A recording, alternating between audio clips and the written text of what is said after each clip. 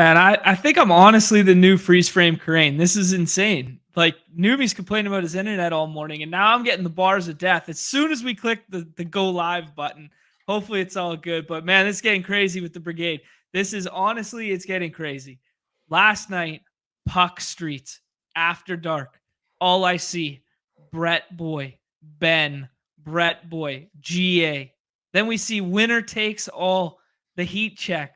I see Chip's name up top. Unbelievable scoop there. We see Andy in the top two, top three in the regular NBA slate. And then we see Dark Sheep taking down the double entry MLB.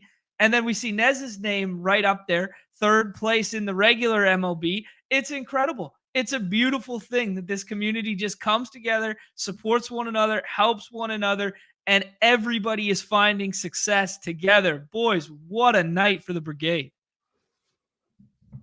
Muted as hell, Ness. Evergreen is what I was trying to communicate. Evergreen. Yeah, evergreen is you being muted as hell, or evergreen is the brigade.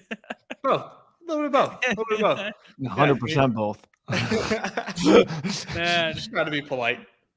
It's so good.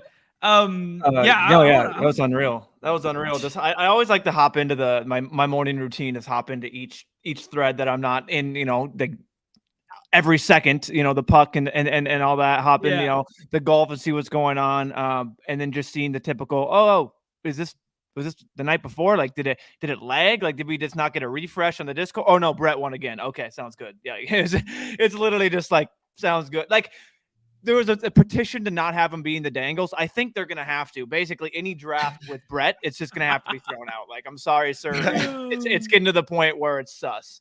No, that's incredible. The king of the after dark himself right there. You said that was a three-peat for him? 3 straight nights of winning the dangle after dark. What I see what I saw in the Discord was a three-peat. Incredible. Wow. Yeah, maybe I'm wrong. Yeah, congrats, Brett, 3rd in a row. So wow.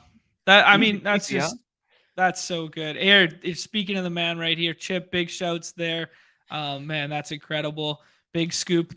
Is that the hardest contest to win? The heat check? That's got to be the hardest. The hardest one to win.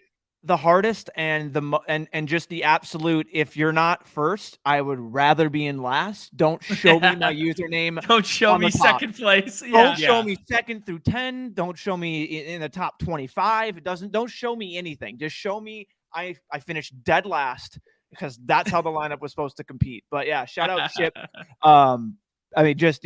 You couldn't ask for anything better than a brigade member taking that down.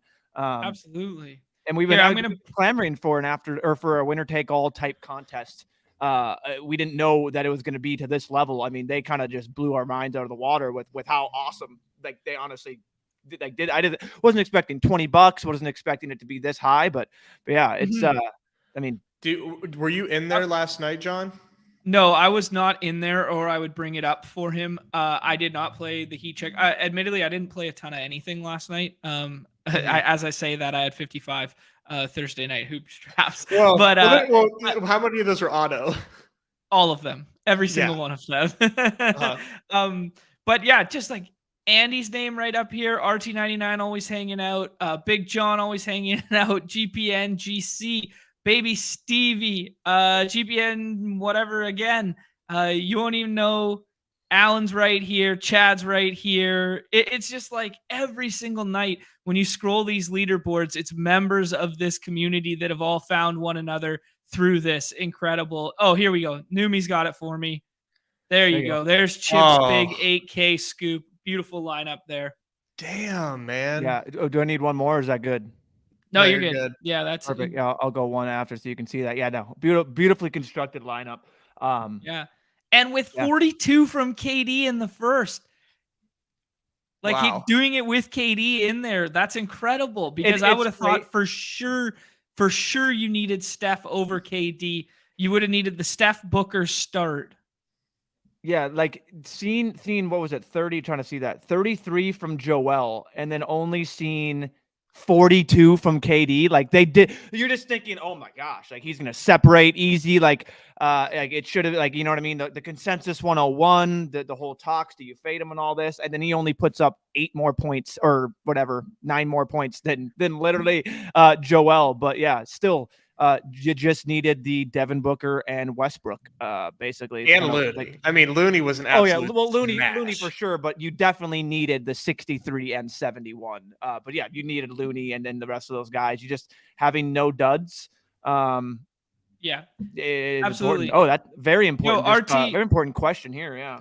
Yeah, RT, get in there with everybody. The link is in the description below. It's the Deposit Kingdom Discord. Click that link, and then if you go down to the left-hand side of the threads that are available within the Deposit Kingdom, there will be a shows thread, and then there is the BadgeBros one is right there. Incredible, man. Incredible, Chip. Love to see it. Neumy, can you hit the information icon by the heat check? Yes. I just want to see how many entries we get. Dude, I love that these are filling. That is sick. Fast. Fast. This thing was an hour and a half, 2 hours again before contest lock. Oh my done. God. Not even like the only thing in the lobby, like an hour before, was just the main and then the remnants of a 3-man weave. Like it's just the hoops and the super flex style contests are just I think just I want to say this off the bat, macro talking the state of Underdog, having trying out an MLB Superflex just to see how the fill rates go and how more people can get in there, because I just think the barrier to volume is much harder when you actually have to worry about having negative correlation with a pitcher, with a goalie versus other people on the team. Then you have to worry about making sure you get that. The Superflex scale contest makes it so you can just throw away money way faster. Like we've talked about this a lot, where like just the rate at which basketball can fill is just so much easier than any other sport on the site, right? Like it's just the way it is. But for me, it's not as fun a game to draft, right? Like, but if the end goal is bigger prize pools, more entries, more rake, more higher ROI for volume players, well then that's the path. I would definitely like to see them try it in some capacity, but I really like the state in which we're at with MLB, with the contest we're getting today as well. For me, I'd prefer higher price point, lower volume, but it's actually still thought through, opposed to just auto drafting 150 MLBs as well. Just from like a game playing standpoint, it's more enjoyable for my money. Anyways, crazy good night for the Brigade there. Love to see it. I am going to go ahead and pull back to, I'm such a boomer when it comes to this shit sometimes. We know. Yeah. All right, we'll pull it back here for a sec here, because I want to talk about kind of like elephant in the room, BBM4 last night. Little teaser from actually, you know what? We're going back, boys. We're going back, because I did bring it up here. Actually, first and foremost here, Nez, how does that make you feel? Strange. Like it's kind of weird. There's a lot of like interesting things about this. Like, one, Allen Robinson is like a large man, but he played slot more than any wide receiver on the Steelers' current roster currently. So a big slot guy is like pretty interesting. It is weird that like how washed is Allen Robinson really if the Rams literally gave him away? I mean, it was literally like they're just like, hey, please pay him and we'll swap 7th round picks. So personally, like, I think that he has like more off the spreadsheet things to offer as far as like being a locker room presence, because the wide receivers, it's Pickens, who's really young, Deontay Johnson, who is like young but like in his head like just playing armchair psychologist, like he's dealt with drops, didn't have a touchdown last year. So I think having like the veteran guy in Allen Robinson makes sense for this team. I don't think that he's going to be like super usable for fantasy, but I like the move. Like, I'm not expecting Super Bowl after this, but I actually like the trade. I think that there's things that you can't really quantify in bringing in a veteran like that. He looks like Mike Wallace in the 11. Oh, come on, man. Mike Wallace is the one. God, he was so good.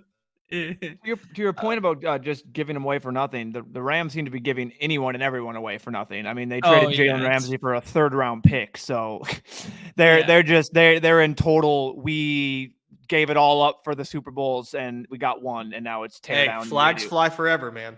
No, I know, 100%. But in terms of just do. Trading away for nothing, when Jalen Ramsey goes for a 3rd-round pick and Hunter Long, you know they're just like we're done. I love how anything that I do here that's just like a 1 second, like just like get a rise out of each of you guys, it still turns into a 5-minute conversation. You know what I mean? Like we'll put the Twins jerseys on here and be like, what do you think of the new City Connects? And Neumy will talk for like 6 minutes. I'll be like, dude, I just wanted to like I was just clicking on one tweet accidentally before I went to another tweet when we were going to BBM4. Let Neumy and I chop it up, man. We're having fun. Hey, we got admin controls on the StreamYard too. We'll boot you in a second. Yeah. And Neumy and I will just talk about Allen Robinson for 2 hours. Oh my god, it's so funny. That's good. I love it. But bring up the GIF because I've been analyzing this for hours. Okay, that's just been in the lab. So my mind, right? Like this GIF, they dropped the GIF last night. They're teasing the BBM4. I said to you guys that BBM4 always drops after the draft. It's most likely going to be the Monday after. And for the record, we have no insider trading, no inside information. We're not privy to any of that because we play on the platform, right? Like we're just affiliated. We're not actually in the know here. So everything we say is just fucking speculation, right? I saw this, right? And I go like, oh yeah, old school Vegas, the strip, this is so cool, right? And I was like, yo, live final, Vegas. Maybe they've struck a deal to get pick'ems in Vegas. Now you can play in Vegas. Like I was going like crazy like this. And then I Google where the Super Bowl is, and it's in Vegas. So it's just like, oh, right. Okay. Yeah. Okay. It's just playing off the same theme as last year with like the desert stuff was Arizona. Now the Vegas stuff is Super Bowls in Vegas. But my mind went crazy with it like that, where I was like, yo, man, are we going to get a live final? Are we going to get, people are going to be hanging out partying in Vegas with Underdog? Like, I don't know. Yeah. But then, yeah. What I'm looking at is like, okay, so each light lights up individually and then it lights up 6 times. So I'm like, okay, like what is like the 6? Yeah, I'm like, okay, is there like 6 different tournaments? Like what is going on here? Okay, like is there something? I'm looking for hidden clues. And like you said, I thought about Vegas. And I'm like, wait, you can't even draft in Vegas. So I'm still like really not sure. But the way that they keep talking about like the prize pool structure changing and how people are going to like it, some people aren't going to like it. I think that my speculation is, because Rudman won't tell us shit, he told us to fuck off, is that I think they are changing up the playoff structure significantly is what I think. And I think it's going to and I think it's going to be interesting. What I envision is like a tournament of champions, and it's something where they reward the people that perform in the regular season more significantly than they have in the past. That's something that I'm envisioning. So you're thinking RIP pods, or you're thinking like, because my first thought is they do weigh. I don't know if this is living rent free in my head for no reason. I'm pretty sure it was a conversation we had with Rudman when he was on the show, or a conversation that he had with Davis on the Takecast one. If anybody hasn't listened to that one yet, that's great. But he said something along the lines of doing away with the regular season all or nothing prize, right? Oh, that's 100% gone. That's going to be gone. Yeah, I think that's 100%. Shout out King Cap in here with us today. I saw him. Oh yeah, so King Cap could be the one and only regular season prize millionaire prize champ. That could be his claim to fame forever. Like goes down in history. Yep. Yeah, anyway, so I think if they do away with that, do you think they do kind of like some tiered payout for regular season? Or do you think they do away with that entirely and then they restructure, how playoffs are paid out? What do you guys think? Neumy, do you have any thoughts?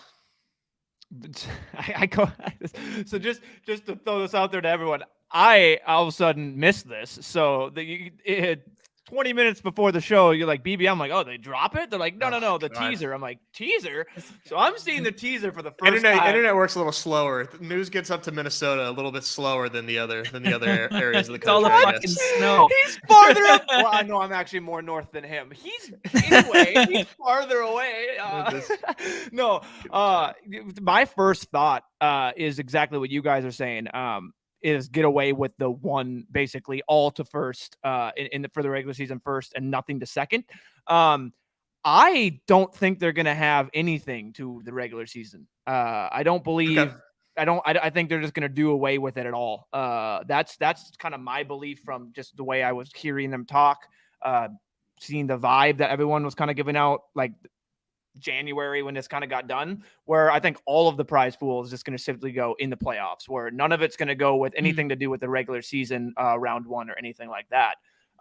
That's kind of how I've been thinking about it. And now how that would work in correspondent to the playoffs.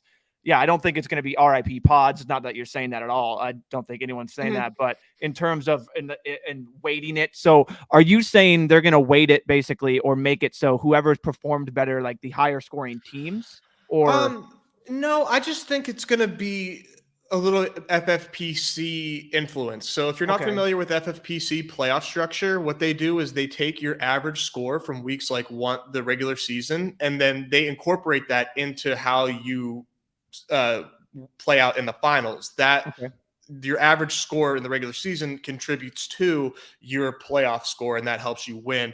That's how I kind of see things going, but I haven't really thought about this too hard. One thing that's kind of on my mind right now is I think it's still $25. Do you think that changes? That's what I was going to ask you right away. Yeah. Do they do? So the whole thing is, I don't think they do. I think the staple Best Ball Mania tournament, big boy, the whole thing that draws them in. BBM4? Yes. Sorry. Yeah. Best Ball BBM4 is going to be their $25, and everything. I agree. Else, I think they want that. They want that to be like higher stake, but like phone shitter bros can still play. I think that's really important. Correct. And I think whereas all the other sports like we're seeing are going to be that $10 price point, which they've seemed to hit as that nice kind of sweet tier, or however they want to work around that. You know what I mean? So obviously the dinger was 10. We've seen the playoff contest be 10. I think that their main like NBA is going to be 10, whereas I think BBM4 is going to be 25, and stick with that going forward. That's been my thought. I've had the thought: do they go to 10? Do they go to $10? But that means then they would have to, like, the amount of entrants are going to be. God, yeah, it would be insane. Yeah, I think they do introduce a $10 price point contest at some point this year. Maybe one of the puppies, maybe something like that, because we've seen so much success with them. One thing that I kind of want to see, but I'm not sure it's best for BBM4, would be something that introduces more liquidity to the site over the course of the calendar year. So for me, like two tiered payout windows where you pay out at the end of the regular season. So now there's liquidity on the platform for people to play, because if we think about this from like Joe Schmo perspective, if you're locking up, let's just say you do like 25 of these entries, right? And you lock up that money for the calendar year, just getting a little sprinkle of that back and paid out right before the playoffs, then reintroduces more money that gets spread around the site again, right? So for the casual user, I think, I don't think they fully do away with regular season payout. I think they do away with the 1 million up top thing. I don't think we get as high as I saw speculation in the chat of like 10 million for overall prize winner. They've grown a lot. They haven't grown to that magnitude, but it's going to be very interesting regardless of what they come back with this structure, is how it changes how we play.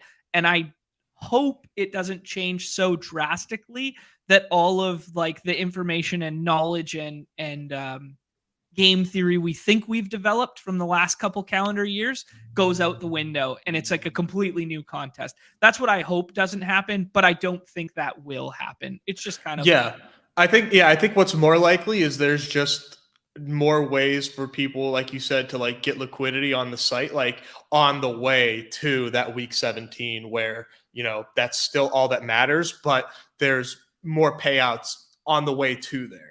I think is because obviously like they need X million dollars for the top prize to draw people in, right? That's what gets new users on the site. That's what's like ultimately important, is like first time depositors for them. Like you said, I think there might be a little bit more of a bonus for people that win their pods.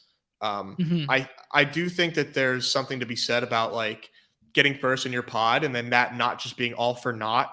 I don't know. I think it'll be interesting, obviously, but what I kind of hope is it's a little flatter, and that kind of benefits us. So I'm excited. Yeah. I'm so excited. I mean, it's a lot of fun. I really hope they do another tiered teaser.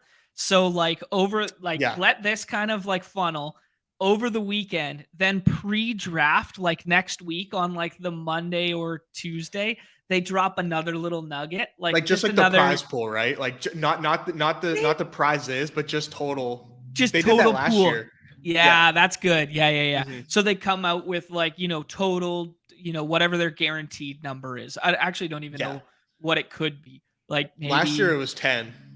Yeah. I was kind of speculating, could you get to 20, 25 guaranteed total? It's a lot of money to put up for their flagship contest though. Because the thing that people forget about is because of like the way the regulations and stuff work is like, as it's so nice to say it theoretically to put like that big number up, but like it's a big math problem because they literally have to guarantee that money in an escrow account somewhere for people to like then play a skill-based game, right? Well, that's why people like us playing the daily drafts, doing our part, submitting some rake, couple thousand every day. Here you go. We're doing our part. You guys are welcome. Yeah, it's interesting. Joe saying that they thinks they do away with pods, make it more of like, I'm not sure if it makes it more of a skill game. I think it takes out some of the variance for sure, but just kind of interesting there. There's a lot of good speculation coming out here. Yeah, this is cool, right? Like the playoff, they like how they pay out like progressively. I do definitely agree with that. I think it's really smart for keeping liquidity on your platform. I think there's something there though with a contest style, and I don't think it should be BBM4, but a contest style that progressively pays out 4-week intervals. Week 1 through 4, week 4 through, or week 5 through 9. Like it would just, I think there's something there. I think that'd be a cool structure. Yeah, definitely. Like we kind of talk about a little bit, or I know that we've talked about, and Davis talked about with Rudman on Takecast about like when we play best ball, like, we want to win $1 million, but like, we're just kind of kissing that money goodbye. So whatever is given back to us at the end of the season is like gravy, right? It's like, oh, nice, like a little like money you found in the couch. So like, cool, like I have this money to now put into gauntlets. You know what I mean? So like, we can't all be Crane, right? No, one day. If I win enough dailies. Yeah. I don't know. Like it's just fun to speculate. We'll do a whole lot more of this. We'll do this as soon as the total prize thing gets released, which we anticipate being pre-draft, and then post-draft they'll release structure and contest. I imagine it'll be the Monday after the draft. I think that's kind of been traditionally speaking their MO. And that would be a lot of fun for us because we'll just jump right in Monday morning and start ripping a couple of those together. That'd be pretty fucking fun. But as far as today, gentlemen, we gave the shouts to the brigade. We talked about the BBM. What do you say we just start ripping drafts? Let's go. Yeah. All right. Let's see if I can pull up. Boom. Man, that was seamless. That's good. Look at you, man. Look at us. Look at us. Interesting to see. We'll start in the hoop streets. Interesting to see. Actually, before we draft, let's talk about last night for it. We cannot be having these fucking phantom ejections in the middle of a playoff game, right? Like the Embiid incident was worse than the Claxton reaction after, right? Do you guys know what I'm talking about? You saw it? I saw him. I didn't see Harden's ejection, but I saw I saw Claxton step over Embiid, and then Embiid like kick him in the nuts, like Yeah. okay, it's a little feistiness to give him techs and play on. But I didn't see the Harden ejection. The Harden ejection was like he was at the top of the three, and he's just kind of doing like rock step, jab step right. And then he finally goes and he leads like right hand far, left hand nuts, basically on Royce O'Neal. So, yeah, you need this. You need this? Okay, I got you. Like this, jab step, like this, and then leads lagging with this hand, right? Oh, yeah, like that, right in the nuts, and then throws the ball that way. Okay, but like, yeah. God. No, it was there's no warrant for an ejection there. Claxton got ejected because he already got teed up and then got teed up again. The reason why he was ejected because he got the second tee. They didn't eject him to eject him. They ejected him after, which they knew very well the tee would get him ejected. So I'm not oblivious to that. But yeah they both of them were dumb. It also goes to show you that literally the NBA and everyone hates Draymond for no reason, because what is the literal difference between Embiid kicking the dude in the nuts and the whole, if you were listening to them talk, it's quite different in my opinion. You had one guy saying, it's way different. It's way different. No, he was saying it's because he kicked and missed. But if he would have kicked and hit him, then it would have been a flagrant too. So it's like, so because you failed at your attempt to kick, full weight on a dude's he stepped on his chest. Also was a big actor in that. Let's just also act like he wasn't just being a big baby. Dude, you can't put you're 250 pounds. You can't put your full weight on somebody's sternum. And Draymond's been a piece of shit for years. Like that's who he is. He reaches the tech limit every single year. Like that has to play a factor eventually. But he's a freaking champion, brother. Like he's the Tom Wilson of hoops. I just can't with this. I can't with it's just a joke. To justify one and then to not justify the other, it makes zero sense to me. They're completely different. No one should. No, in my mind, they're not. In my mind, Draymond should not have been kicked out whatsoever. Tech, sure. But no, the dude's getting his legs freaking wrapped up and thrown multiple times throughout the series and in that game. Like, come on now. Like, he can get his leg ripped off. Let's rip some drafts. I think there's a couple. Insane. I think there's a couple key decision points on the slate tonight. It's very interesting that they shifted back to 4-man drafts for the main contest, but then 6-man drafts for the $7 entry dunk. It does make it more appealing to play both on a night like tonight. I think the first big decision point on the slate is who do you like at 101 between Joke and Tatum. Do you guys have a lean here? Yeah, it's Jokic 101. You like Jokic? Nez, who do you like? I think Jokic like comfortably. Okay, cool. And then I think there's another little mini tier here. Like I think it's fine to just kind of go by tier breaks here.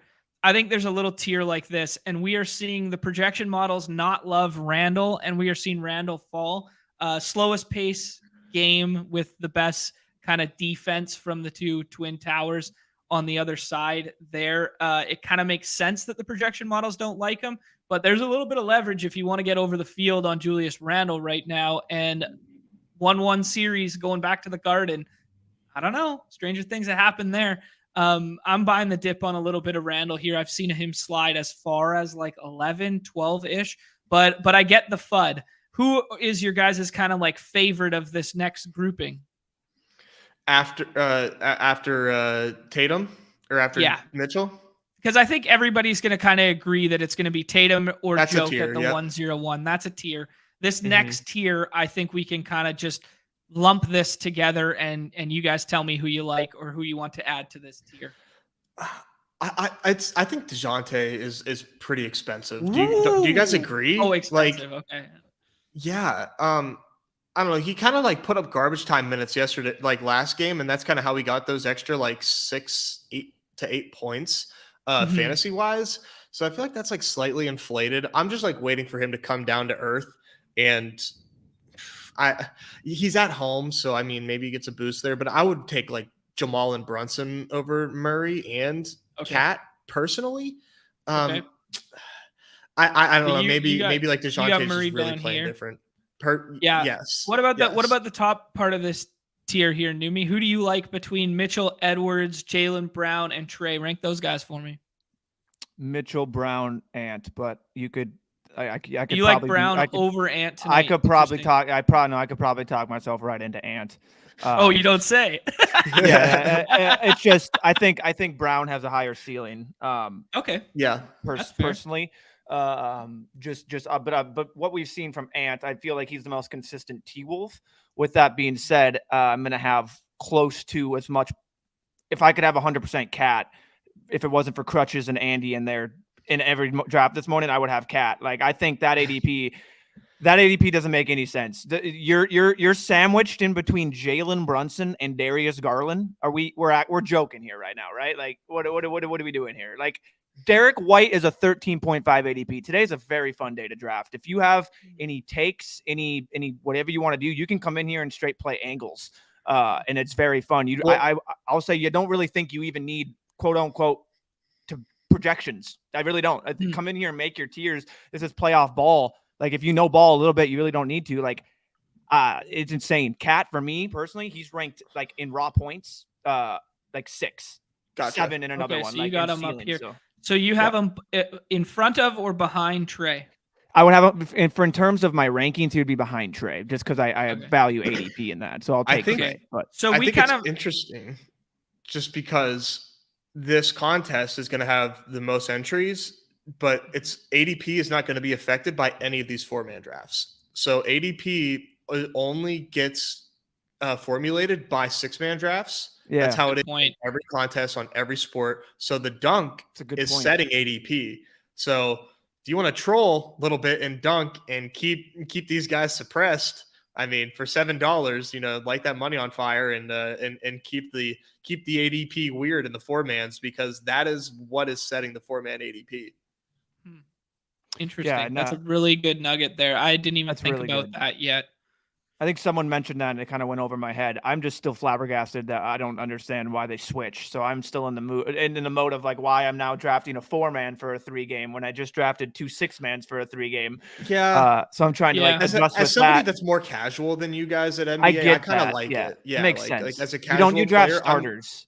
Yeah, because like in the 6-man, like I had a nice team yesterday, but like Davion Mitchell like blew it for me, but everybody else was like lovely, so it's frustrating. You're like you're playing roulette with these bench guys, and I don't like that. I don't know if you're left to more just draft room variance and how these turn out, basically, you know what I mean? In the 4-mans of a large start, you're kind of left at the mercy of I think it's less draft room variance, right? Because I never had a chance to get Jordan Poole in the 6th. In the main lab. Yeah, that's what I mean. They're more, it's more influenced by draft room variance, basically. It's like that's how I kind of view it. Where you're like, in order to really like, you can pull. I've seen some super teams pull out and like or come out of this, and it's really just by getting those rooms. And I haven't been able to get any of those yet. Like I've seen some absolutely absurd things, and I'm just like, I haven't been able to obtain those yet. So it makes me a little worry of my set right now. But obviously, we still got 120 drafts to go. But yeah, okay. Let's kind of move to this next little tier here. I think Garland, you could push up into this. Derek White, I've kind of been fading at this ADP. I don't think it's warranted. I kind of like both the bigs from Cleveland and Gobert over that. And I think I'm going to be over the field on Aaron Gordon just because I think he's another little tier break. And then I put the Boston guys, something like that. Mm-hmm. Is that where you guys have been doing? So Neumy, you mentioned Derek White's ADP as like off the top. Did you mention it because you think it's bad? Because Derek White against the Hawks for me is like wheels up personally. That's rich. It's rich. It is, but like he's playing good ball, is he not? Like he is like, sure. Like he's playing good ball, but like I'm gonna take the Derek White we knew for the entire regular season and the way that this kind of team has been playing. going into like that's really You don't think very, that rotation can change late season? I do, but I feel like there's a over changing of the Derek White, guard. over Mobley and Allen and Marcus Smart and even Gobert, it just doesn't make sense to me. Maybe I'm crazy. Fair. Maybe chat's gonna come out here and be like, I like Derek White and I've been taking White, but like that seems pretty absurd, his ADP. Okay, I think you guys bring up a good question or a good point in general, right? It's highest total game on the slate. It's probably going to be the best pace with a question mark there, but most likely will be. For me, like the Hawks, I don't know what to do with Capella right now. We hadn't got there yet. We saw him play 21 minutes last game with no foul trouble, and it's just because he can't play like the stretch five, right? Like he cannot go out to guard shooting five like Al Horford. So I do think if we see more Time Lord tonight, we see more Capella. If we see more Al Horford, like they've been running like 29 minutes of that, we see less Capella. And that leads me to think they play small, they play fast, and that makes me like Derek White more. Does that make sense?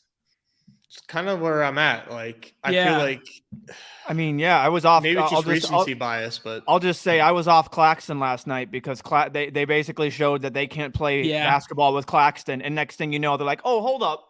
Now forget what you've seen this last game and what you've seen in the playoffs. We benched him, and now he's going to come out and be our literal focal point for like the first quarter, and then he's going to be. It's funny because I zigged where you zagged, and I had 48% Claxton last night. Like, yeah, the fourth and fifth round, I had it because he every fell. time. Exactly. His ADP where it was rich, but when he started fall into that kind of fourth and fifth and later fourth and fifth, I kind of got a little bit of him. But yeah, he was my lowest owned net, and it's simply I'm doing what you did. I'm bringing in rotations. I'm looking at this, thinking of how they're going to play. Like, I know Claxton was a defensive player of the year candidate, but like Embiid is a hard matchup for anyone, let alone that. Yeah, and it's a tough matchup 1v1 and how they shape up as players. So it's like, maybe they're just going to continue to do that small. It worked for a little bit. Then they got gashed. But I mean, yeah, I think it's just when I'm reading into that, but yeah, I don't know.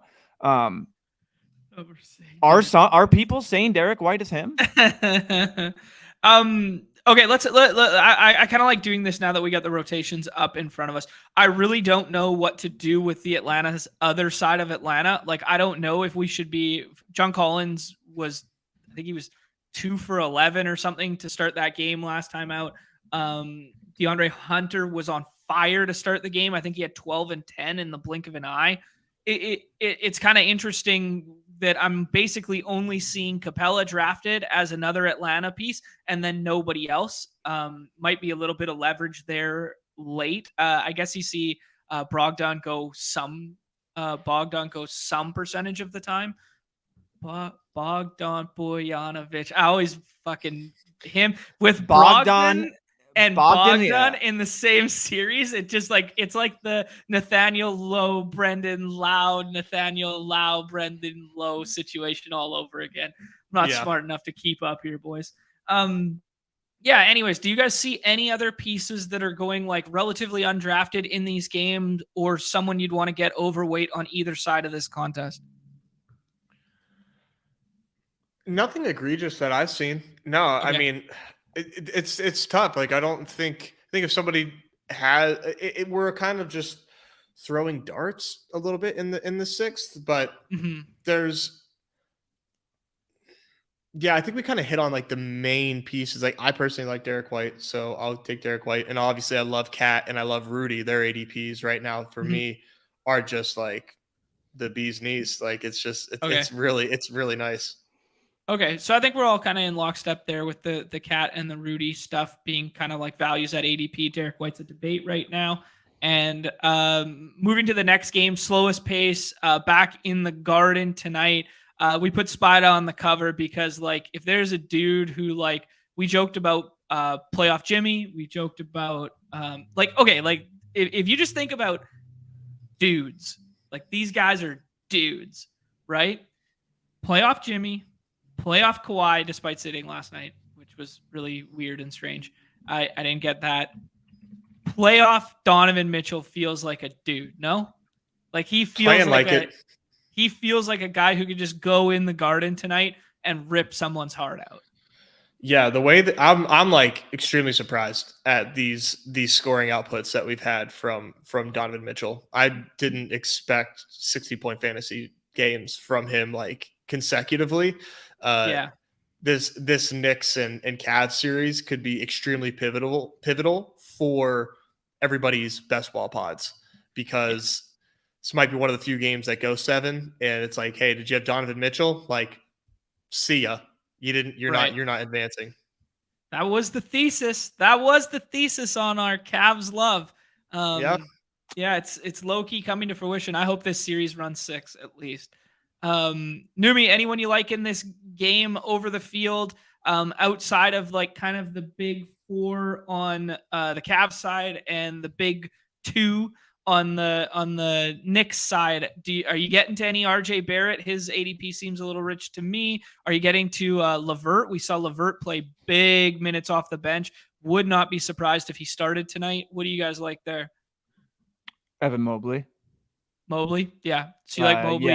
Yeah. That's the one immediately. When I see Derek White with a higher ADP than Evan Mobley, I laugh. I truly do. I laugh. Like don't get me wrong. I get Derek White's stats. You look at it, he's putting up a 44 and a 46, but like that also has to come at the heels of other guys not putting up points. And it's like, if you're going to keep Jaylen Brown at the, like, you have to just kind of look at this. And if you're betting on other guys and the way I'm betting on them, and you're looking at this, like if Brown and Tatum put up 50 each, like, and I'm talking underdog points, Derek White is probably not sniffing 40. He's probably not sniffing 35, 30. So it's like something's got to give. And the way, this could be my bias and it could be wrong, the way I've always just thought about NBA basketball is when teams go on the road, I'm more apt to play the stars and these guys that are just not that Derek White's a role player, but he's more on that team of a role-ish player.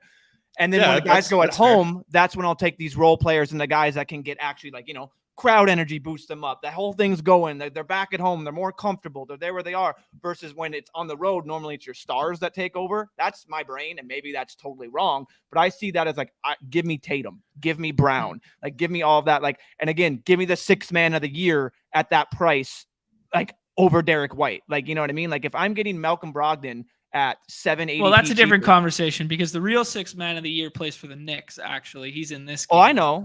It's a joke, but 100% a joke. But in terms of what they awarded it, I'll take Brogdon in terms of the ADP difference. But yeah, I don't know. That's just kind of how I feel it. But I'm on Mobley. That's true. It's very true. I'm not a fan of New York teams. And then yeah, so I'm on Mobley. Josh, the Knicks are interesting, man. I just feel like they're the Raptors, except they're the Raptors in this whole playoffs right now. And like, you have to whack-a-mole who's going to give you the performance and what's going on. And they have people chipping in like Quickly and Hart a little bit to then take away from these guys. And it's like, what are we truly like? There's going to be that Randall game. There's going to be that Brunson game, but when is it going to happen? I think if you compare like the Nick Nurse rotation kind of like with the Raptors kind of thing, I actually think that's the Cleveland side, where the Cleveland guys, I can pinpoint 5 guys that are going to play huge minutes, and I'll just keep betting on those 5, and I will play like whack-a-mole there. With the rotation from the Knicks right now, like Thibodeau's been a guy who would run guys into the ground. We have not seen that in the playoffs. I mean, granted, these games haven't, the second game wasn't as close as it kind of should have been, and we saw reduced minutes from both Randall and Brunson in that game. But like, what we saw from him in the regular season isn't what we've seen so far in this series. He's been rotating a lot of guys. So I don't know. I think for me, the Knicks are just Brunson, Randall at a discount, and then I'm kind of just not touching them. But because what you're saying, because of the whack-a-mole, but I think the whack-a-mole is because of the way the rotation is running right now.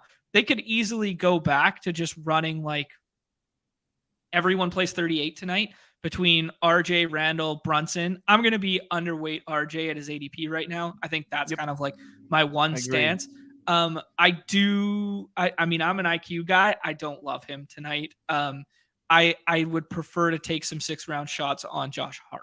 That's just kind of where I'm at. I will say IQ's not being drafted that much because of the 4-man drafts. So that makes me that makes me the opposite of where it's like if IQ and Hart are both not being drafted, take a shot on IQ. I'll take the shot on IQ. You know what I mean? That's that fair. Guy, especially leverage. But I agree with you. I'm getting the Knicks at a discount if I can, and I am getting them at a discount. That's the way the market has been treating them. So I'll take my 3rd-round Brunson and Randall for sure. Like, you know what I mean? I'll definitely, when it comes to that, I'm not going to play around and try and do that. Like, of course I'll maybe if I can push it, but no, in terms of like where those guys fit, I just feel like there's other guys I'd take in the 2nd, but if I'm going to get Julius Randle and Nez's boy, Jalen Brunson in the 3rd round, yeah, I'll end up probably having a good amount of them. And that, if that continues to happen, like at home, we know the series, we know the total is like game totals, team totals. It's drastic. It's literally what we were looking at with the Bucks and Heat, you know what I mean? And then every other team, but they can still score. They can still get there. Like, yeah. Let's go rapid fire on this last one here. We talked about how we like Joke at the 101 there. Jamal in the kind of like 8 to 9 range. I think his ADP is appropriate, but you end up pairing him a lot with Joke just because like how they line up, which is kind of interesting. I've been taking a lot of Slow-Mo and Mike Connolly in the 6th round right now. Kind of some of my favorite back end pieces there. Karl Anthony Towns, we kind of all agreed we like him above ADP. Any other names that are standing out to you guys here? Oh, I was going to say Aaron Gordon represents a tier break for me. Just in terms of like his ADP is like 19, and he's kind of like the last guy I feel kind of like safe in quotations taking. And then after that, I think it's kind of like a free for all. Yeah, it's just interesting. We saw Prince get in foul trouble last game, so don't read too heavily into what happened to his minutes there. But I do think they go back to starting him over Na tonight. Yeah, any other stuff to add here, gentlemen? Any plays you like here? What do you like? I'm big on Slow-Mo as well. I like him in like the 5-6 round. I think that he makes a lot of sense there. He's playing a lot and he's important for them, obviously. Yeah, Na, I feel like Na is like not in a good. I think he might be in the doghouse a little bit. He did not have his best game last time he was out on the court, so I would not expect to see a lot of him tonight personally. But maybe they'll just forget about it. But he did not have a good game. There's 2 names here that are going relatively undrafted late. And Michael Porter's kind of been falling to the 6th round once in a while there as well. Michael Porter had a decent game last time out, gives you an okay floor, but he fell into foul trouble early and they ran with Bruce Brown for a good part of the beginning of that game. It's just interesting to Malone note hates that, him like, so much. Malone hates Michael Porter so much. Yeah.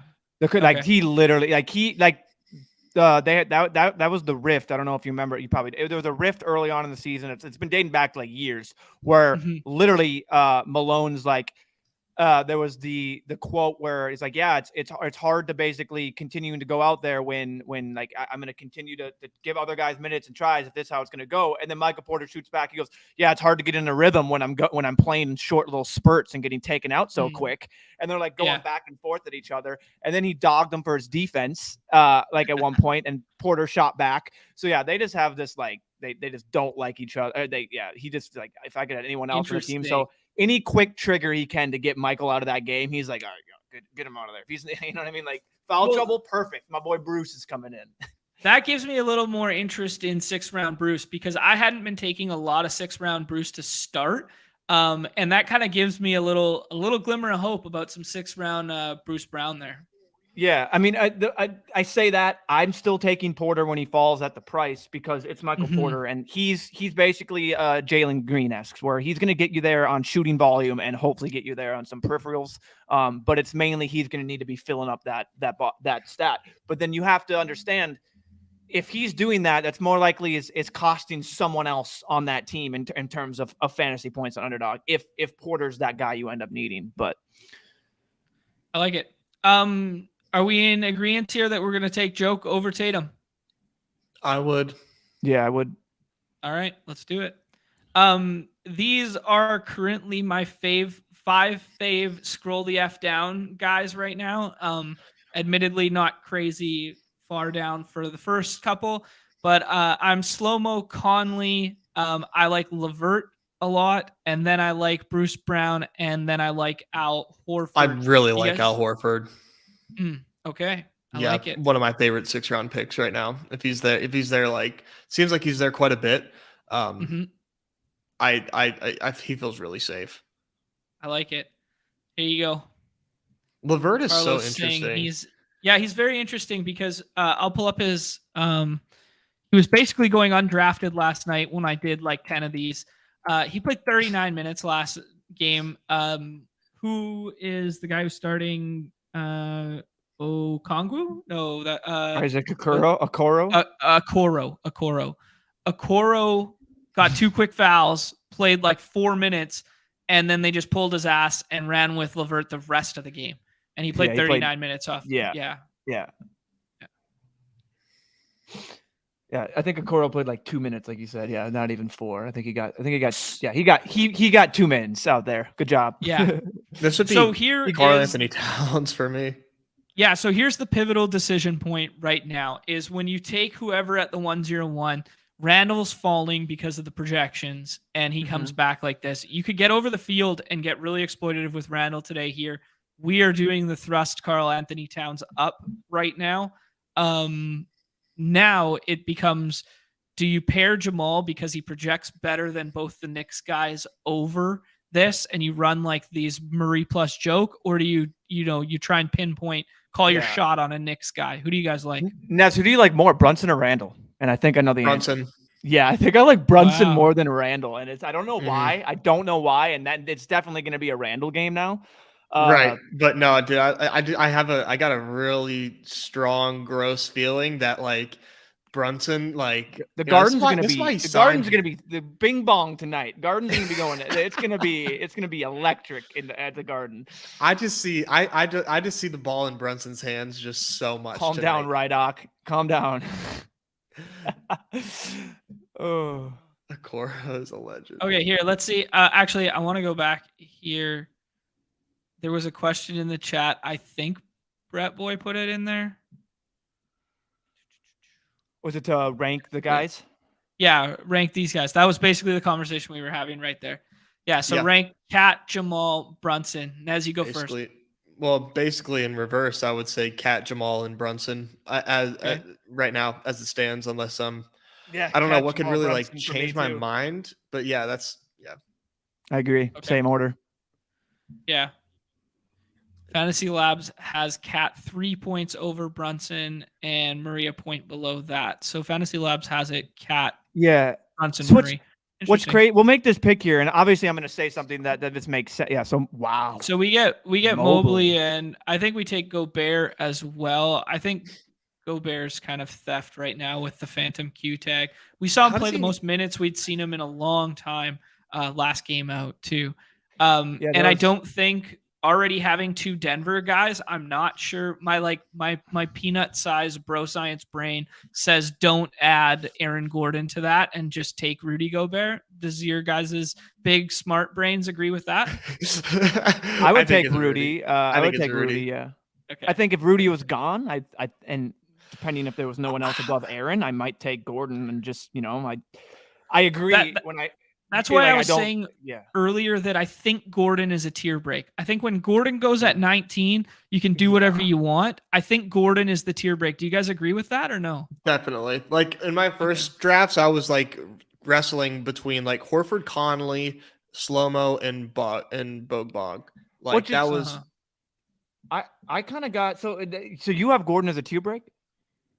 For me, it's I have it. I kind of like that's my line in the sand would be Gordon right there, and then you could just kind of mix and match everyone below. So maybe it's wrong here, but I got Conley and Kyle Anderson and Michael Porter ahead of Gordon? 2 different. I'm looking at 2 different sets here. Not mine.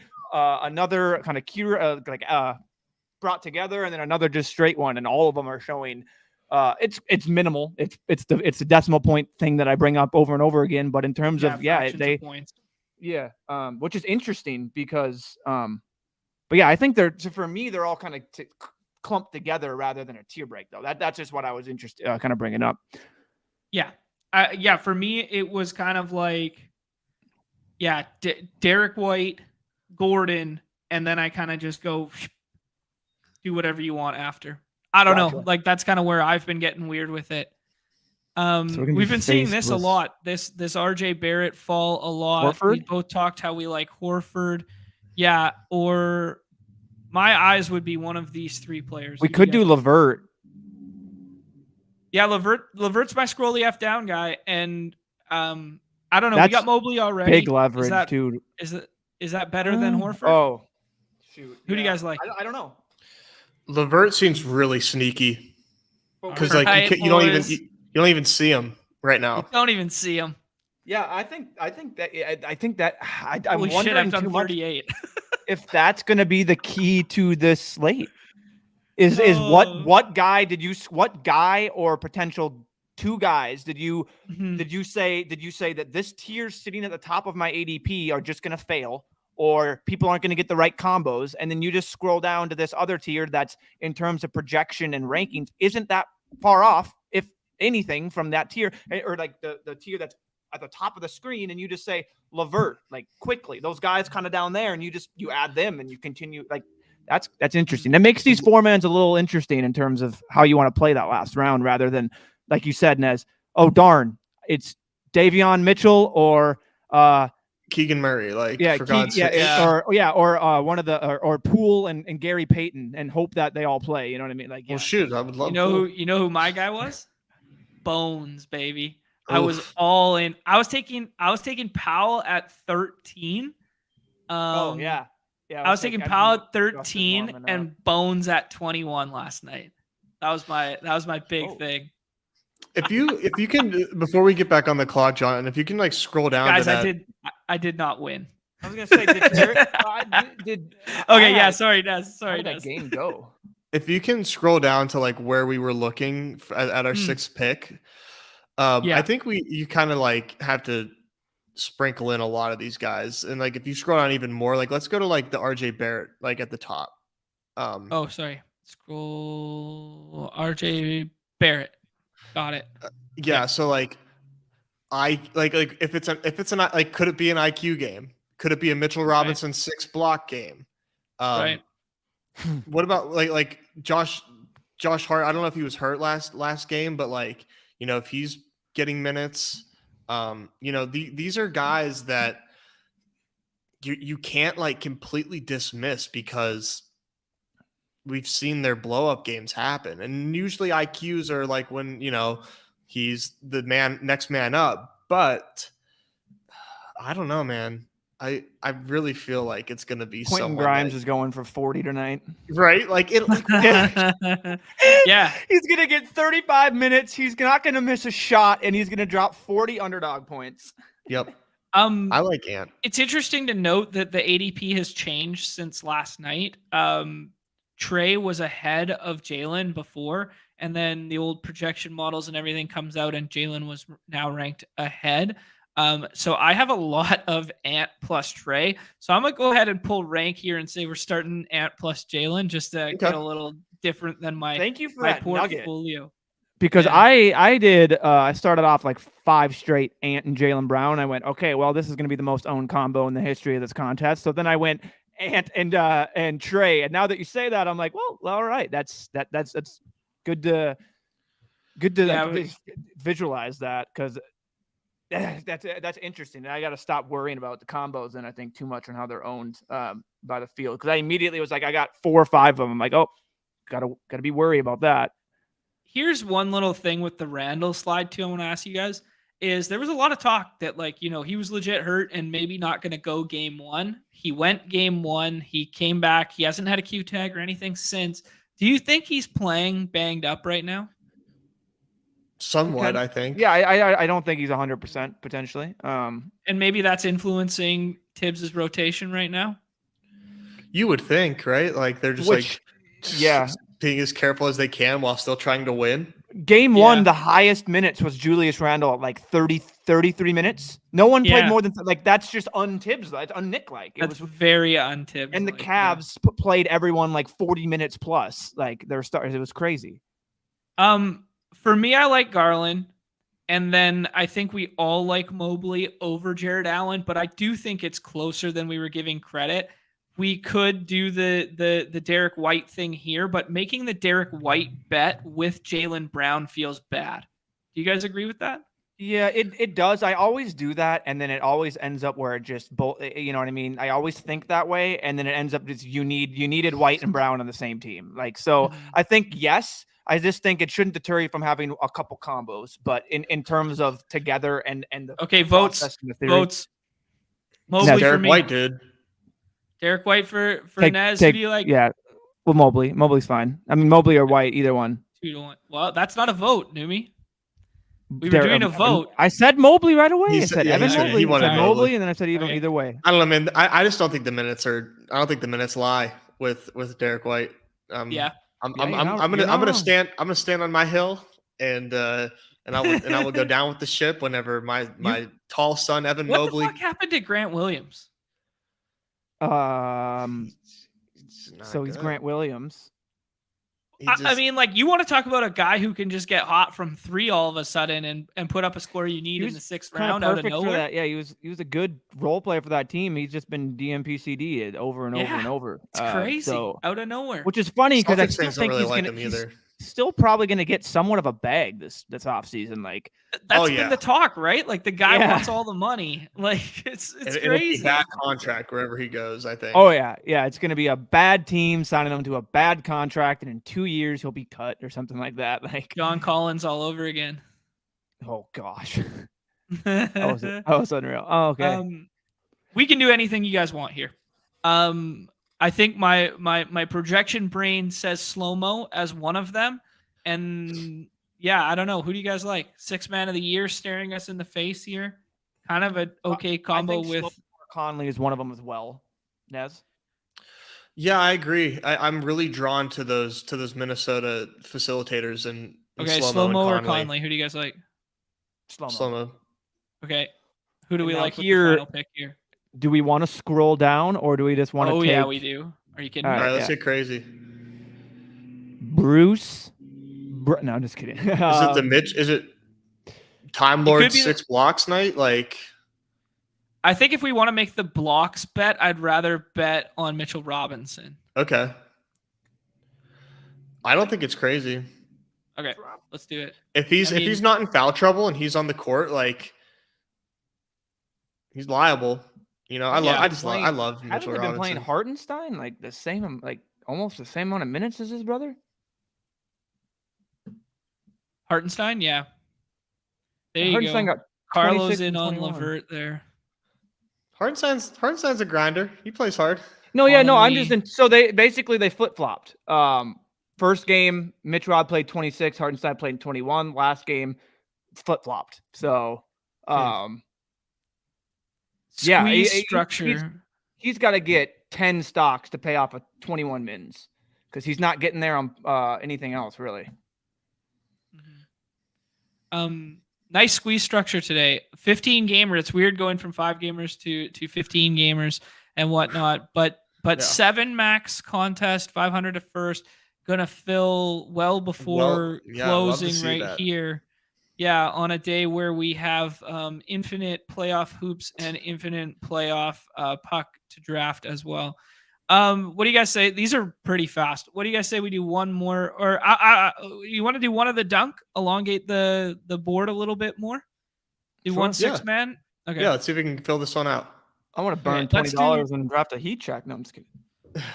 I can't believe how fast these are filling. What are these all at 50% right now? Mm-hmm. Well, the dunk is at like over 50. That's really interesting to me. Yeah, Bojack's bringing up a fair point there. I think they just do it to differentiate so that there's each a different contest. We talked a little bit about that the other day. Kind of sad to see the double entry not there today. Did it fill yesterday? I believe so. Yeah. Did it fully fill? You guys are smarter than me. You guys can go. Yep, it completely filled. Yeah, interesting to just maybe. I like that they did this cycle later to give it more fill time rather than Yes, trying I to agree.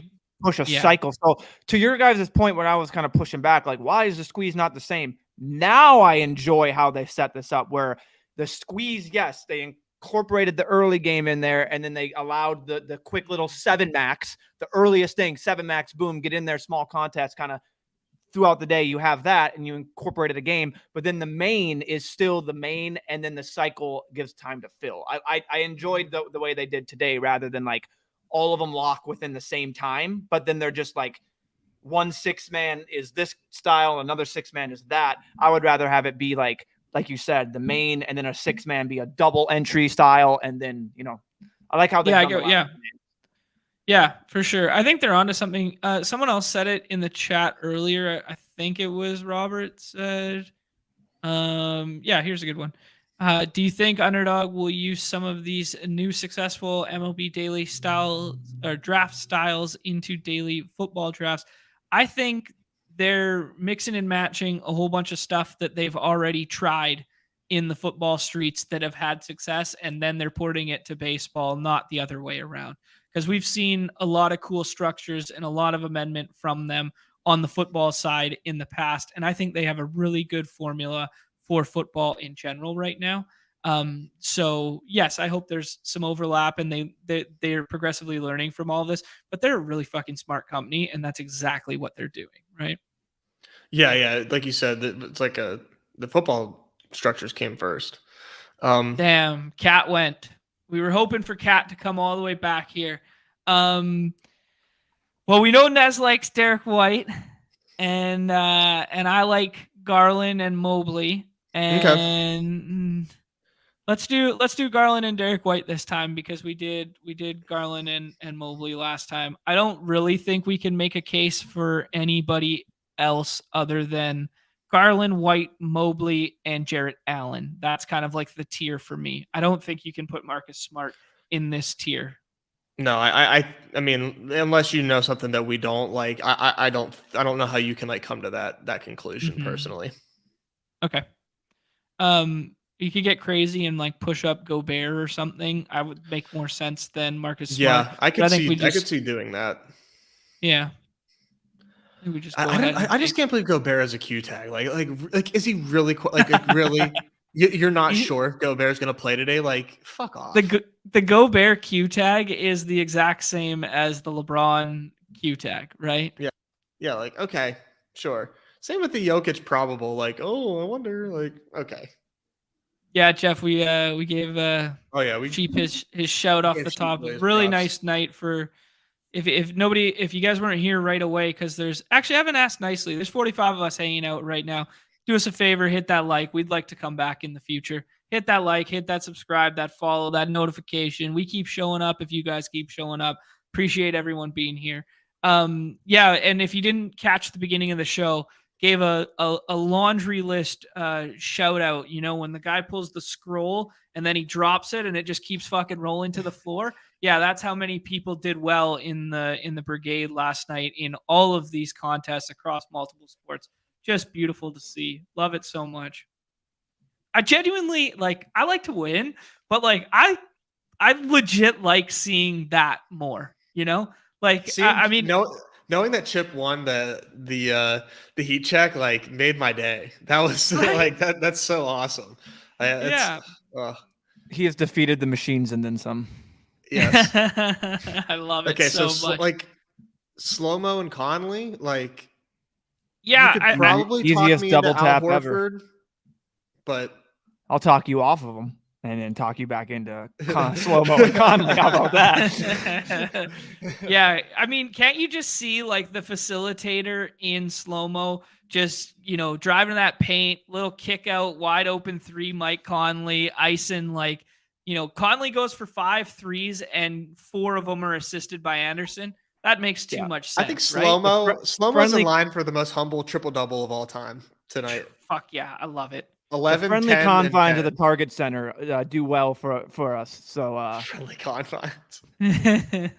hopefully it's not. Hopefully we only lose by like 5 or 10 or something like that. So.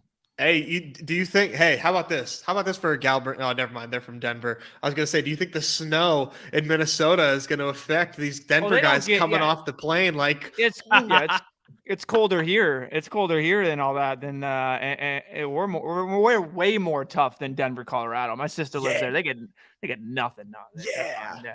But no, they're gonna come out there and be like, oh wait, we can't. There's no dispensaries here. Like, wait, the closest we can get to is we gotta go to Michigan. We didn't make a stop. What are we doing? Like, that's what they're gonna be like. To 8 and seeing 6 basketball hoops on the court. Oh, yeah. And Michael Porter Jr. can't get in trouble now. He's going to be out there the whole game. There's no dispensaries, man. Like, he's going to be out there the whole game. Well, that's the hand on the Target Center take we needed right there. That's the hand on the ganja take. Let's see who we're left with here, man. I hope it's. I was really hoping Levert could have I didn't. That's good to know that the 6 man's Levert is constantly going. Yeah, so we see Levert go. Yeah, we see Levert go. Can you guys see the bottom there? Shit, probably not. Really. John Collins goes at 31. Mitchell Robinson goes at 32. Yeah, you're clearly seeing kind of like after the Anderson Conley, you're seeing all the names that are only sometimes going in the other drafts with the Horford, Hart, Time Lord. DeAndre Hunter is kind of interesting tonight. Because if they cap like Capella's minutes again and he gets off to like a similar start to last game, you could say oh my God, you could say it in the same vein about Okongwu as well. Jesus. Yeah, and Hunter's getting. I mean, if you saw it, if Hunter's playing well, he's going to get minutes. So, man, this is thin as all hell now. Is Sadiq Bey still alive? Sadiq Bey is there too. You could say Quentin Grimes. I don't know. That's a weird one. The one thing about KCP that you can say is like he could get like a couple stocks early in a ball game. Like he's the kind of guy that get you a couple steals early and be like, and he can fill it up. 6th round piece. Yeah, he can fill it up when he gets hot too. Yeah. Yeah, he's one of those guys that has the ability to indeed fill it up if he so wants to. So this is interesting. Posted multiple comments on the screen that I don't even see in the chat. That's odd. Oh, yeah. Isn't that? Hey, Dark Sheep, the champ. Hey, reminder that the double entry champ will be doing a live stream tonight as well. And running it back with our own boy Nez. Nez, what time are you guys running on the sheep seats? 9 p.m. Eastern tonight. So come through. We're going to be talking about teams, talking about just the best ball landscape currently, and things that we wish that we would have done differently. So some good baseball chat tonight. So come through. And I don't know if Carlos, you know this, but basically there's a little like bars on your whatever you're watching. Someone helped them. Oh, cool. Yeah, you just click all messages instead of top messages. Perfect. Yeah, Joe. Appreciate you, Joe. Shout out, Joe. There we go. Yeah, this is the comp, right? Like Chris bringing up a really good point. Like the Torrey Craig bit last night. These kind of like wings, like what we were saying about like Trey Murphy. Like it's just like, yeah, you're just praying that these wings get like a couple stocks and they hit a couple threes, and early. That's kind of like and they're in the game. Like if they get it early and all of a sudden they got like 10, 12, like in that first rotation, you're like, we could be cooking. And if they're sitting there with 2 points and they're 0 for 2 from 3, you're like, yeah, we're done. We're done. We are done. Oh, that's so true. All right, guys, what do you say? Should we just rip one puck one here? Let's do one puck one. The puck they've been so hot. Nez wants to dust off the model for the content. All right. Here we go. Dust off the model. Let me fire it up. You just hear little hamsters just start running. So shout out Leon Drysdale is on the slate. Drysdale and Clydesdale. Hold on. Let me get the model fired up. It's been a minute. All right, I like it. Firing up the model. We got that Carolina Islanders. We got Edmonton, LA, Florida, Boston, and Dallas, Minnesota tonight. Yeah, Everything's pretty NHL close. playoffs have been a lot of fun. They have been. Nothing's like runaway tonight. Everything looks like a toss up. Yeah. So shout out to my buddy who is a #1 Wild fan, will not come to the Wild game with me today as he's going to go golfing. When you can go golfing all summer, might as well do it. But when you can get one game at the Wild and my first Wild game ever, he's like, nah. don't they play at like 8:30? Yeah. Come on. Oh, that's a good point. I'm gonna give like, him even more crap. This is a joke. This is pathetic. I could be front glass watching these boys, watching them, watching skates on ice, touching glass. Here's the thing. As a man who has had season tickets at the barn for many a year, you don't want to be close. It's a really cool experience to do it once. It's really cool to be on the glass, see the action. But what you don't think about is when you turn your head right, you can't see shit in the far corner. You can't see through the benches. You can't see through the. So it's not. I think the model is going to say Connor McDavid. Yes. It turns out the best player that we've seen in years is the one. Is the 101. Matt Boldy's the 101. Yeah, but like for me, like my sweet spot is like 20 rows up, corner, where you don't have to turn your head and you can see like the whole play on like a half an angle. So the most expensive tickets in the barn are not actually the best places to sit for puck. That is my take. Yeah. So yeah, you don't realize it until you get this, there. You're gonna have to help me out because then when I go to SeatGeek, I'm gonna check this out and Sure. you're gonna tell me because like the cheaper ones might be in fact the better seats. So that's good to know. Yeah. Yeah, and I've been told there's mean, no bad seats in really hockey because of the way you kind of look down on the ice. Yeah, right? it's not really, and it depends on certain rinks like are way like steeper. Yeah. Like so if you're at like some of these flatter rinks, like in Montreal, for instance, it's so steep, or in New York, it's like so steep that it's kind of like you could see from anywhere. It doesn't really matter. Some of these flatter barns, like Vancouver, for instance, like if I'm not on the aisle and I'm looking like this, I'm kind of looking through heads sometimes. You get what I'm saying?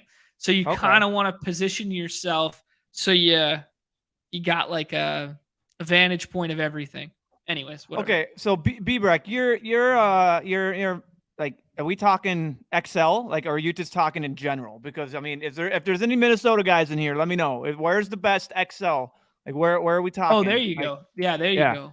How far is Excel from Target or center? Yeah.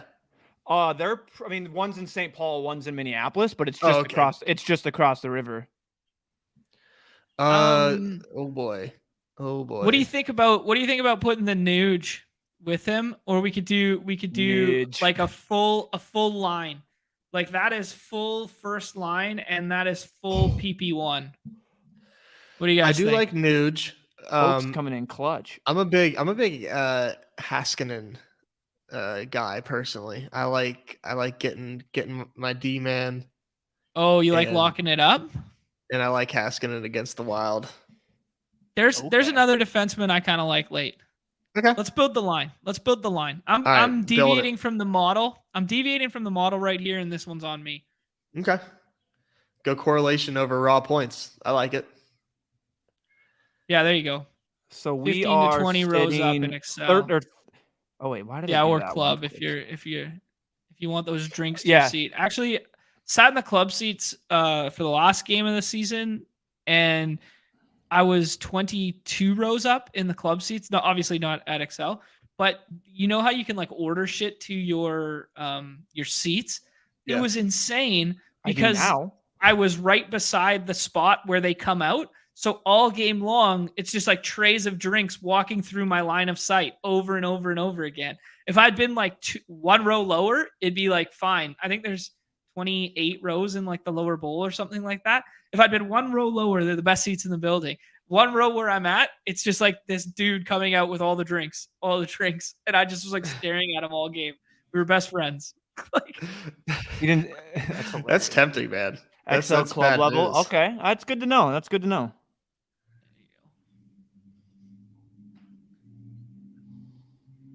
Later, Joe. Thanks for hanging out, bud. Yeah, tonight's gonna be big tonight's Minnesota gonna night. be incredible. I mean, we've had the Wild, and we've had the Twins play at the same time, but like in other cities have had this. But in terms of Minneapolis and St. Paul, the Twin City area, it's gonna be electric. I feel like traffic is gonna be nuts. That's all I can think about is how so bad, how awful traffic because is Target about Field to and be. Target Center are right next to each other, like right next to each other. And the Twins play. It's 15 minutes between Target Field, Target Center to XL, but it's like 9 miles. So you have to go across. But like that's not. I mean, you're not going to be able to get that quick. You probably can run that faster than driving a car. Man, do we just go onslaught? Do we just go onslaught Edmonton? Yeah. Few. Let's few the puck streets. We're few in the pucks. This is incredible. I don't know. Like it just feels Why like not? my whole plan was this backdoor Florida stack. Florida sucks. Montour scored 2 goals the other night. Florida can fill it up fluke. though. Like they're fun. Fluke. Yeah, I don't know. I think he had like 70 something points this year. Speaking of Florida, the game there was like I look up. There's 30, or they show. I think there's 3 seconds left in Florida Boston, and all of a sudden they're like, no. Let's have 15 people just getting a full-out brawl. Refs are just like, we don't care. They're just punching people to the ground. Like, there's 3 seconds left, and it's a 4-goal game. Could we just not? No, you set the tone for next game. I mean, this is what a real fucking sport looks like. You guys, this is like everyone's bitching and complaining about like, oh, he stepped on my chest and he kicked me in the nuts and Harden lifted his foot. Like, hockey is like, yeah, man, the game's over. We're losing by 4. Yeah, I'm gonna beat the shit out of you and set the tone for next game. That's why us boys are built different up in the north, buddy. Like this is what we're talking about. This pads and you helmets grow up getting brother. punched in the face. It's different. Gotta send a message. You gotta set the tone. I get it. Totally different sports, but we can't compare them when literally it's just. I don't know. It's barbaric. Like the whole, barbaric. do you guys remember? Maybe it was just me and my friends. Like, would you take a hockey player or LeBron in a fight? It's like, probably the hockey player because he can. My friends and I would never have that conversation, but that sounds electric. Oh yeah, it was always. Would you take the hockey player or LeBron? I'm like, okay, are we putting them on hardwood together? I'm probably still taking a hockey player, but we gotta have a conversation here. Well, it can't be. So. I think we obviously can't take the Edmonton Tendy because it's like a full onslaught here. I think Swayman plays tonight. Okay, because Allmark's got the cue. You might as well. Yeah, Allmark's got the cue. And then even if he doesn't go, like we're gonna rip Blake's heart out because he doesn't get the swap. But even if he doesn't go, then we just default to like Florida Tendy or something like that. Yeah. No, I like that. I saw this, and this is so true. It's so true. Right. Exactly. We talked about that yesterday. You're right. But can we? Oh, this is hilarious. This is the guy. This is the fraud that simply won't come to the game with me. He needs to go golfing. So F you. Yeah. Go have fun shanking it and shooting a freaking 120. Here, Oaks will go with you.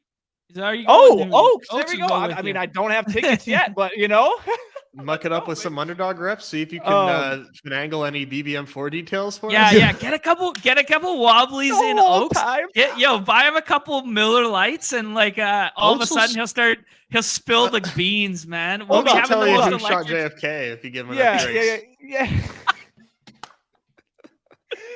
Oh my god, man, hilarious. No, but that is to Brett's point. That is true. I still can't get over the fact that 75 stitches, blood still like just put it on, and he's like, nah, just get back on the ice. And I will say, I mean, it's incredible. I mean, hockey, if you're into it and it's your sport, then I understand being so passionate about it. It's tough that I watched more figure skating again than hockey growing up. So that's toughest of scenes. Toughest of scenes. Toughest. But I want to ask you guys. Okay, so you're taking LeBron James, this massive individual, massive. Now, I agree. I'm taking the hockey player. Probably depends which hockey player we're putting up there. Are we putting like Jared Spurgeon or Zdeno Chara? Like I know the different players. Like, but. People, there's one guy be like, dude, there's no way anyone's knocking LeBron out. I'm like, I'm not maybe saying knock him out. Like maybe LeBron's he could. Too big. Exactly. That's what I mean. Like the size advantage, I'm taking Braun almost. Like, I know, but then they're like, okay, we'll really put Braun on skates and on ice. I'm like, well, then that's not even fair. I'm like, what are we even doing here? Give me John Warner in that. Like, well, the way which you fight in puck is like completely different because you learn this shit at like a young age. Like you learn some of this cheeky shit. So like when you drop your stick, for instance, like and you're about to like throw hands, right? You slash the top of the guy's laces or you push the front end of his skate backward. So like it's all in one motion. It's like that. And like, dude, you fucking learn this shit when you're young. Or you learn like when you're like cross-checking a guy to not go like flat, but to rake. Because if you rake the back of like the guy's pant, like there's like a little flap on the pants and it'll bring his back down like this, right? So you rake them like that. Yeah, you gotta like put the jersey over. I didn't even get to the jersey yet. Yeah. So when you want to get to the jersey, they have a fight strap now, right? So like you can't get the old over the head, but you grab like the jersey on the inside of the hands like this, and you one of these like that, and you try and rip the guy's hands like that. Get in as close to his chest as you can, and get one hand on like here. Oh. So it's like all in one motion, like here to here up, and then spread. Yeah. No wonder I was so bad at fighting in Chell because you always had to do this quick little motion and stuff and like get it, and I would immediately do it, and then I'd go right to the ground. And I just get my shit stomped over and over. Man. That's incredible. Okay, wait. So they added literally something in the jersey for fighting, like that doesn't allow it to bring it over. It's a strap on the back that connects to your pants, so you can't pull it over the guy's head unless you pop the strap. Who do you guys like today? I have done zero research for baseball. Julio's fine. He's up against Steven Matz. There's no weather concerns. Okay. Is there weather concern in Philadelphia? No, there's not. Okay. The biggest weather concern today is Cleveland and Minnesota. Yeah. Cleveland looks worse than Minnesota, according to Roth. Cleveland has a flat orange. Minnesota is like yellow orange. Boots on the ground take from Neumy says it might not even snow. It's not. It was flurrying a bit, but I looked at the forecast, dude, and like I see. So the reason why I just immediately we're up here. What do you think, Nez? I mean, Simeon is playing JP Sears. I think Freddie Peralta is like one of the best pitchers in baseball right now. I would honestly take Freddie because the pitching is not very good today. Okay. And That's odd. Tatis is up against Gallen. Let's take Tatis. Let's have some fun. Okay. I like your thought process on the pitching, but it's also still Boston, and they got some good lefties at the top of that lineup. And I'm looking at this pitching; it's still a 12-game slate. You know, so like even though pitching is bad, for Seth Lugo personally. Okay. Yeah, Seth Lugo had a rough one last time out, gave up 6 runs, but yeah, interesting. I have been stacking Arizona. Yeah, I saw that. I saw the projections and everything, but I don't know. I'm buying into Seth Lugo not being as bad as people think. I'm on John Gray also against the not even what you want to call him, a baseball team over there in soon to be Las Vegas. That's a really good one too against the Athletics. Yeah. But so I'm looking at this, just want to let you know, like, boots on the ground take, and we don't, like, I see on the weather report, like, it's going to snow. I'm confident in the forecast, but this game simply comes down to, do they want to play in the snow? I don't have snow on the forecast. Like, small little tiny flurries that maybe around 6:30. Okay. That's all I got. How far are you? How far are you from the stadium, maybe? I'm 10 miles. Oh yeah. Nice. So I can go down to simply Minneapolis too and like get that, but which I guess that would matter. Let me go to Minneapolis too. I swear I checked Minneapolis. No, it doesn't matter at all. Yeah, same. Even less chance of it. So it's interesting. But what to say is, I think it could just run. If he's looking at something sophisticated that will pop up later throughout the day that I don't see now on my 2 little things I'm looking at, that could easily be it. But that gives me a lot of promise about Tyler Mahle in the snow. Like, you want to talk about pitching conditions, cold as hell versus a Nationals team. Give me some Tyler Mahle today. Yeah, this Nationals team is garbage. We can risk the weather and do like a Buxton thing. We can risk the weather. Jose Ramirez. We can do Baltimore's Baltimore. a lot of fun today. They're Baltimore facing Michael versus Detroit. Lorenzen. You can do Mullins, Rutschman, Adley, Santander. Yeah. Okay. I like all of them. Let's do let's do Adley first, and then see where we end up. Yep. All right. Sweet. Nope. Like not instantly, happening. instant pick. Snap. Not pick. against Derek. The good Hardy. thing about Baltimore though is they got a lot of options that I enjoy stacking and mini stacking and doing. Yeah. Well, Rochester is like an hour and a half south of freaking Minneapolis, brother. So, or an That's hour. what he said. He south. said it's 75 miles away. Yeah. Come for me lighting money on fire and explaining fighting. Yeah. Oh my god, what a sell job. Do you want to stack Tatis with Soto? We could do the Soto thing. I mean, it's also it's Gallon. It's not the easiest matchup in the world. You could also go the Teoscar route, or we could go the Mountcastle route. Do Juan Soto. Yeah, I'm always on board of taking these stud hitters against a pitcher, and especially a guy that I think will get drafted. It seems to be with his ADP quite a bit. Yeah. It seems like Twitter has just seemed to be a lot of people have just given up on Juan Soto, and it's quite hilarious. Well, it's interesting because Eno was saying some stuff that he's really struggling with the pitch clock because he has a very slow, deliberate thing at the plate. And then Eno was also saying that because of the shift dynamics changing, they think he's overcorrecting to pull the ball harder more often. So there's kind of like this balancing act. That's just what they were saying on Rates and Barrels, but I didn't really think about it like that. I was just kind of like, oh, guys go in slumps to start the year. It happens sometimes. Yeah. Yeah. I mean, and Soto, yeah. I think Soto's a slow starter, traditionally speaking.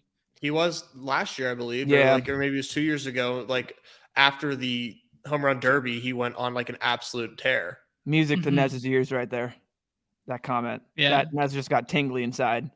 I mean, it's true. It's like a bad Juan Soto is still like more productive than like everybody's like best player on their team. It's true. It's that like it's just and that's the thing. Like if anyone can just figure out a slump and figure it out, I'm gonna go with the only 24-year-old, what we were calling a generational type player just 2 years ago, and now all of a sudden it's like, oh, pump the brakes a little bit. Like it's Juan Soto. So, but I know it's a daily format and it's tough and all that. But Mountcastle. We could load up San Diego. Yeah, I think Mountcastle makes a lot of sense here. You guys agree? Yeah, any of the Baltimore guys. Well, Mountcastle? That's why you. I mean, you could stack Mariners, but Mountcastle is good. He has a good matchup. What do you guys prefer? Probably Mountcastle over Teoscar. Okay. Maybe Suarez would be a better pick than Teoscar. Yeah, like Suarez or Ty France. It feels like the Mariners are underperforming right now. I'm not familiar with their record. Okay, they're 8-11. Yeah, their offense is kind of sputtering right now. Agreed. Yeah, every time I've mega stacked the Mariners and gone all overweight to them against the lefty dominates them. Tyler Malley goes there. He will get a swap if they don't play from some of the later games. Nez mentioned Lugo. Kirby is always in play here. Who do you guys like? Kirby. Yeah, I've been mixing Kirby and Lugo. I would go Kirby. Okay, let's go Kirby. Yeah, Lugo is good.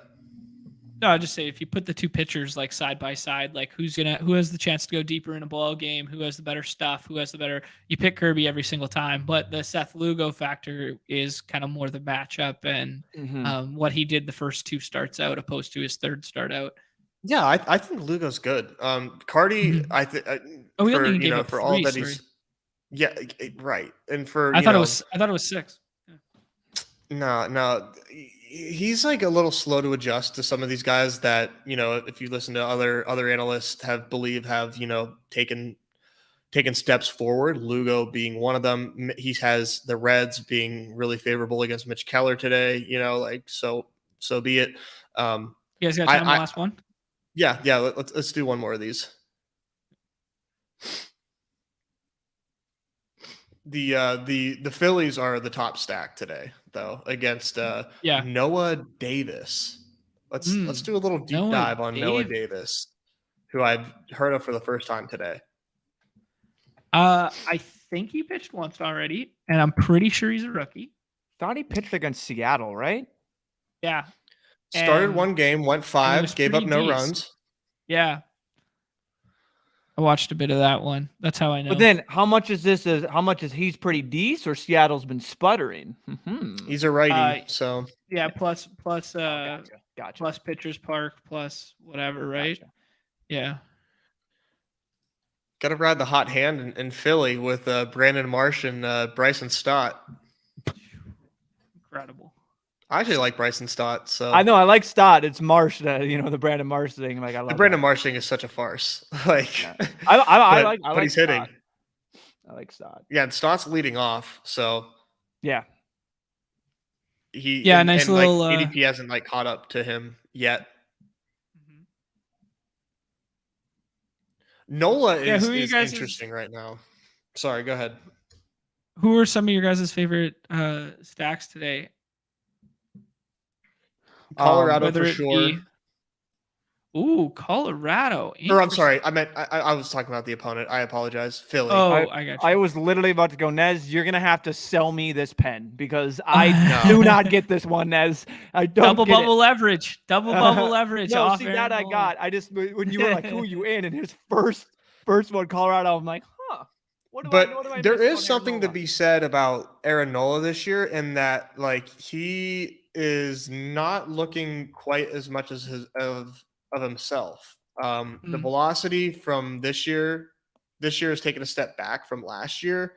Hasn't had too many good starts. Has he had any good starts yet this year? He's given up 5 runs, 3 runs, 4 runs, and 2 runs. Yeah. He's looking questionable. Maybe he gets on track against Colorado, but I would not be racing to take Aaron Nola as my starting pitcher today. Okay. Yeah, Jeff saying squeeze, I am 7 of 7 Aaron Nola. So oh wow. I mean, it's a great matchup. Jeff saying Angels here. Anytime you can do Trout Ohtani, you do Trout Ohtani. Ooh, I don't know, against Taylor Clark. You have Taylor Clark. I have Ryan Yarbrough. I have Yarbrough as an opener. Yeah. I don't know if he goes deep. I'm looking at the MLB probables. We did Julio last time. We said we like Philly, and we said we like Angels, right? Let's do this. Yeah. Let's do it. I can never say, oh, but Shohei is going against a lefty. Darn. Yeah. Yeah, it'll be interesting. I'm not sure what Yarbrough has done this year, because he was traditionally he was opener / long relief / whatever for the Rays. Have they been utilizing him as a full-fledged starter this year? Are you guys familiar? Let me look here. I am not. Let's see. When I look him up, no, he has gone one full opener and one. Yeah, full opener. Yep. So then, what is Clark the guy coming in? Is that who they have projected as the guy coming in after him, or what? The long relief option, yeah. Yeah, that might be a good one. Noah's saying free White Sox. They're on the other slate. Jake Berger's been on one recently. Yeah, with Jan Moncada out of the lineup, they're gonna have to find some playing time for him. Maybe comes at the expense of Andrew Vaughn, maybe. Or do you think Eloy's still hurt? I don't know. He hasn't been playing well. Yeah, he can't play the field, period. Which takes away a DH spot, which isn't This good. is probably the last year that the White Sox trick us. Yeah, it might be, actually. Yeah, that's fair. Yeah, it hurts as a guy on the proponent of the White Sox flop leg. Hey, but it's early. It's early. It's cold in Chicago. Let it warm up. Sure. Hunter Renfroe and JT Realmuto stacks are readily available and easy. I kind of prefer scrolling the F down and getting weird with our stuff, but maybe we do Renfroe and then we do something else. What do you guys think? Yeah, Renfroe's been a man on fire. Okay. Let's do Renfro. And then I don't love Gallon. We could do the Brewers. Are they like? Wow, Tatis going at 13 after he was the 101 yesterday. You want to do Brewers? Okay, who's your favorite Brewer today? Neumy, Tellez, Adames, Yelich. Yelich. All right. Against the donkey goat himself. Who's the donkey goat? Pavetta? Yeah, he's going against Pavetta. Oh. Nah, man, I don't like Christian Yelich. I'm sorry. I know you don't. That's fine. Me neither. Yeah, I know both. neither of y'all do. He's so done. He's so done. Yeah, he's done. Yeah. So now, who do we like with him? We like Tellez or Adames then to round this one out. Depends if you guys like them, but yes, I like both. Which one do you prefer? Well, we're committed to Brewers now after you Adames. let us down this train. I don't know. I would still opt for Bryson Stott and go with the 1-2 hole from the Philly side. And now we just have a one-off Christian Yelich to get unique.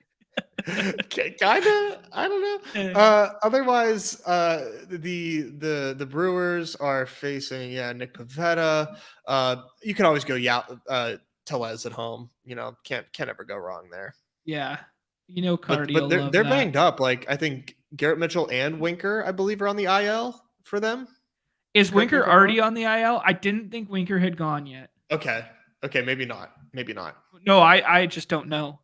I just wasn't paying attention. No, it looks like he's still there, but Mitchell for sure is. Yeah, I think maybe Winker just got scratched. Okay. So that could be unique. I don't know if many people are thinking about Jesse Winker. I think we can't do Winker because we got 3 outfield already. Yeah, so I mean, I would throw Adames or Tellez or Stott if you wanted to do that with Trey at the top of the lineup. Let's dude, this is crazy how I'm looking at Stochastics MLB projections right now. Okay. Freddie Peralta is 4th amongst pitchers.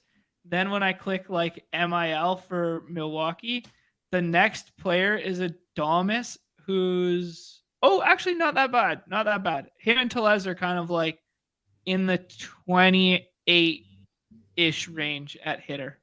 Oh, okay. I just missed him the first time. I was like, I scrolled so far and I still haven't seen their favorite hitter. I was so worried. We really screwed up. We still have Real Muto there. I think we do I don't want to have a one-off Yelich. So let's say, do you guys like Adames or Tellez? Tellez is fun. Rowdy. Big boy. And then for our pitcher, Zach Gallen being the highest ranked here, but going up against a much improved San Diego team. Not sure I love that. I think I would still do Gallen. Is Keller on this slate? Nope. He's only on the squeeze? Yeah, otherwise he'd be the 101. Yeah, that's a good point. What about Gray? You said Gray earlier. Oh, Gray's gone. Yeah, I think it's got to be Gallen. Okay. We don't have any Padres this time. Tyler Wells. People are taking Gallen's him. been nice, man. I really liked Gallen in the Dinger drafts. Gallen was just one of those guys who just kept clicking for me. Isn't that such an easy delivery? You know, I'm just such a fan of him. Yeah, him and Logan Webb to me are just like professional pitchers that are like, I can count on you. I don't know what it is. Like, it just, they feel like those guys, right? Yeah. Nothing flashy, just going out there, just getting the damn job done. Yeah, all business. All right, gents.